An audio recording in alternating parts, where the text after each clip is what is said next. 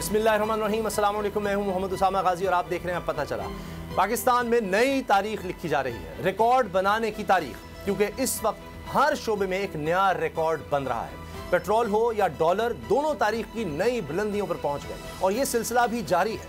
एक रिकॉर्ड अवाम पर सितम तोड़ने का भी बन रहा है। एक के बाद एक सितम अवाम पर तोड़ा जा रहा है। टैक्सों का अंबार और महंगाई का बोझ बढ़ता ही जा रहा है। गरीब के लिए जीना दुश्वार हो गया है। मगर बकौल वज़ीर आज़म फिर क्या हुआ? इसीलिए हुकूमत ने पेट्रोल की कीमत में 14 रुपए 91 पैसे का इजाफा कर दिया। पेट्रोल की फी लीटर कीमत अब 305 रुपए 36 पैसे हो गई है। इसी तरह हाई स्पीड डीजल की कीमत 18 रुपए 44 पैसे इजाफे से 311 रुपए 84 पैसे फी लीटर हो गई है। ये पाकिस्तान की तारीख में पहली बार हुआ है कि पेट्रोल ने 300 का हिंसा अबूर किया है। डॉलर को देखें तो ये ओपन मार्केट में 330 रुपए पर भी नहीं मिल रहा।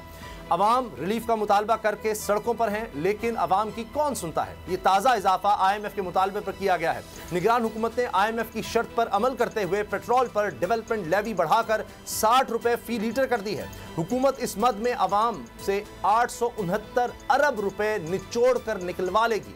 भले वो महंगाई की दुहाई देते रहे। और इस महंगाई पर निगरान वज़ीर आज़म अनवारुल हक काकड़ का कहना भी क्या खूब है कि महंगाई इतनी भी नहीं है कि एहतजाज किया जाए। जब हुक्मरानों की यह सोच हो तो फिर अवाम किससे अपना दुख कहें, किससे दाद रसी चाहें? इसी से आगाज करेंगे।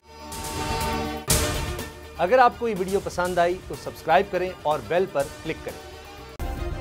सब्सक्राइब करें और बेल दबाएं ताकि कोई खबर रह न जाए।